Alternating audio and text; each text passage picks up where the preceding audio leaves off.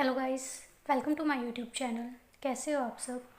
आज हम करने वाले हैं topic the offer curve. Offer curve क्या होते हैं, इसको हम ट्रेड कर्व भी बोलते हैं।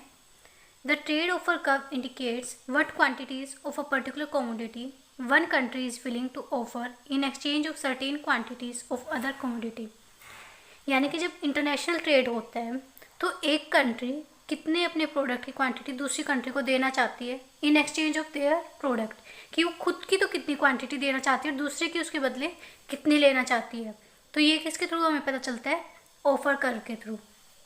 In other words the offer curve shows the different quantities of a particular commodity demanded by one country from the other at the different relative prices of their product. इसका मतलब क्या है कि एक जो कंट्री है, जो पर्टिकुलर कंट्री जो है दूसरी कंट्री की कितनी कमोडिटी वो एक्सचेंज करना चाह रही है और जिस प्राइस पे वो करना चाह रही है वो क्या बताता है, offer curve.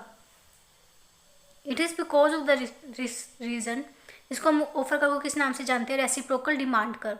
Reciprocal demand curve मतलब क्योंकि हम दूसरी कंट्री की डिमांड कर रहे हैं ना प्रोडक्ट्स को, तो इसलिए बोलते हैं इसको रेसिप्रोकल डिमांड कर्व।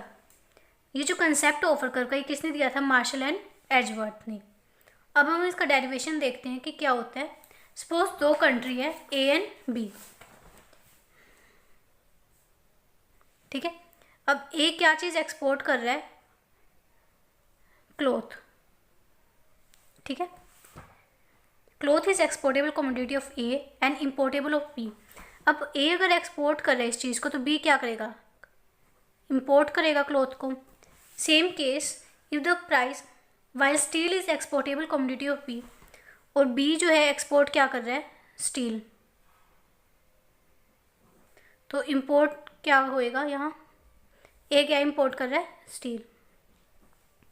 सिंपल है, ए और बी, ए एक्सपोर्ट कर रहा है क्लॉथ और इम्पोर्ट कर रहा है स्टील, और बी क्या एक्सपोर्ट कर रहा है, स्टील, और ये कर रहा है cloth.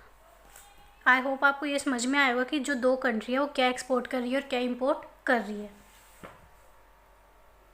If the price of cloth continue to increase related to the price of steel, the offer country of A can be derived as shown in figure 4.5 under constant cost condition.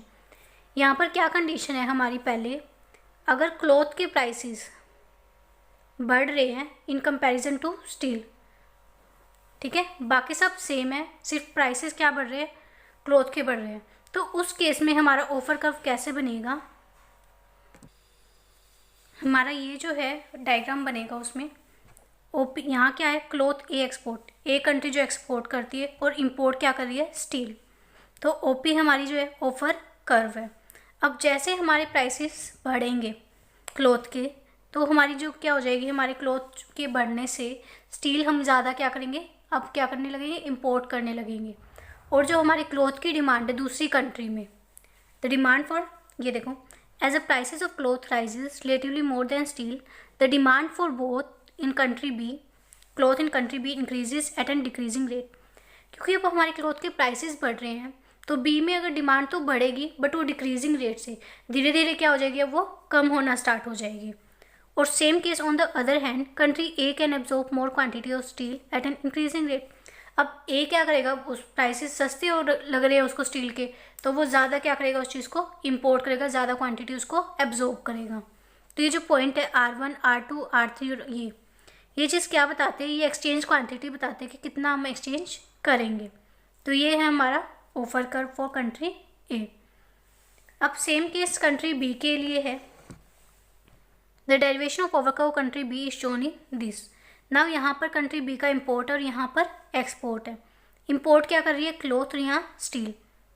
अब OP1 ये normal है, अब इसकी B country की तरफ क्या होगा, मतलब ये किसकी तरफ बैंड होता है, जहाँ इंपोर्ट कर रहे हैं।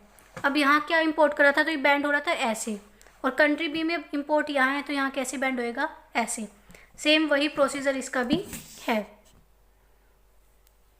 Cloth B importable is measured, horizontal axis पे क्या है हमारा, इंपोर्ट है, और वर्टिकल पे एक्सपोर्ट है।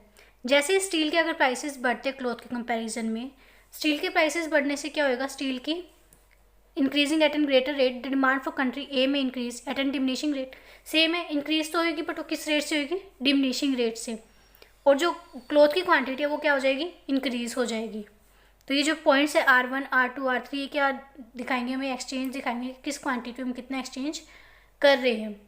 तो यही है हमारा ऑफर का। आई होप आपको ये टॉपिक समझ में आया होगा। Thank you.